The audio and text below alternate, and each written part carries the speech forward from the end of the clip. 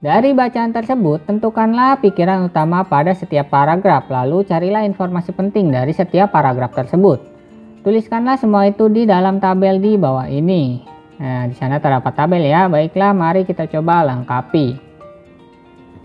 Untuk paragraf 1, pikiran utamanya manusia dianugerahi kemampuan berpikir untuk memanfaatkan alam sekitarnya guna memenuhi kebutuhan hidup. Informasi pentingnya yang pertama, banyak kegiatan manusia justru mengganggu keseimbangan ekosistem yang bersifat permanen. Yang kedua, kegiatan para nelayan menggunakan racun dan bom tanpa memikirkan upaya pelestarian ekosistem bawah laut. Dan yang ketiga, industri tekstil yang membuang limbah beracun ke beberapa ekosistem air tawar seperti danau, sungai, dan kolam-kolam. Kemudian paragraf kedua, pikiran utamanya usaha manusia untuk memulihkan keseimbangan ekosistem. Informasi pentingnya yang pertama, mengurangi penebangan hutan dan mengurangi penggunaan bahan kimia buatan. Yang kedua, menangkap ikan dengan alat dan cara yang tidak merusak ekosistem. Yang ketiga, membuat suaka marga satwa, cagar alam, hutan lindung atau taman nasional. Dan yang keempat, menanam pohon sebanyak-banyaknya dan membuat lebih banyak taman terbuka. Kemudian paragraf ketiga, pikiran utamanya kegiatan-kegiatan sederhana yang sangat mungkin dilakukan. 1. Memelihara wilayah aliran sungai dengan tidak membuang sampah ke sungai.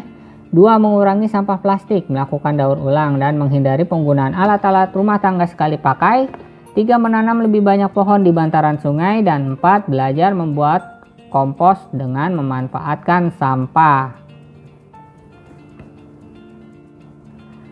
Berdasarkan tabel di atas, buatlah kesimpulanmu dalam tulisan satu paragraf. Gunakan kosakata baru dari bacaan dan bahasamu sendiri dan tuliskan kesimpulanmu dengan rapi di tempat yang telah tersedia. Maka alternatif kesimpulan yang bisa kamu berikan adalah manusia dianugerahi kemampuan berpikir untuk memanfaatkan alam sekitarnya guna memenuhi kebutuhan hidup. Sebagai makhluk paling berakal, manusia seharusnya mengusahakan beberapa cara untuk memulihkan keseimbangan ekosistem. Ada beberapa kegiatan sederhana yang sangat mungkin dilakukan untuk menjaga keseimbangan ekosistem. Ayo berlatih. 1. Apa saja usaha dan kegiatan manusia yang dapat membantu keseimbangan ekosistem? 2. Tahukah kamu cara membuat kompos? Cari tahu dan jelaskan. 3. Mengapa penggunaan bahasa yang baik, jelas, dan sopan sangat penting dalam berkomunikasi?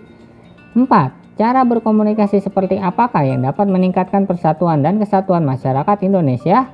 Berikan contoh. 5. Jelaskan cara membuat topeng kertas yang telah kamu lakukan sebelumnya. Maka alternatif jawaban yang bisa kamu berikan adalah 1. Mengurangi penebangan hutan, reboisasi, mengurangi penggunaan bahan kimia buatan, membuat cagar alam atau hutan lindung, tidak membuang sampah atau limbah sembarangan, dan mendaur ulang sampah.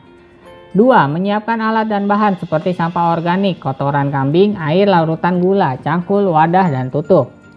Langkah pertama, campurkan sampah organik dan kotoran lalu cacah agar menjadi bagian-bagian yang lebih kecil. Kemudian siram campuran sampah dan kotoran dengan larutan gula lalu sesekali diaduk agar merata.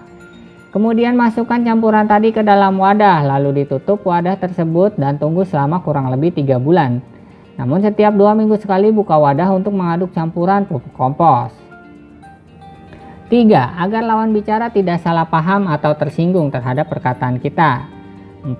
Berkomunikasi dengan bahasa yang sopan, tidak berkata tentang hal yang negatif, serta tidak menyinggung perasaan orang lain. Dan yang kelima, jawaban menyesuaikan pengalaman kegiatan yang dilakukan oleh siswa pada pembuatan topeng sebelumnya.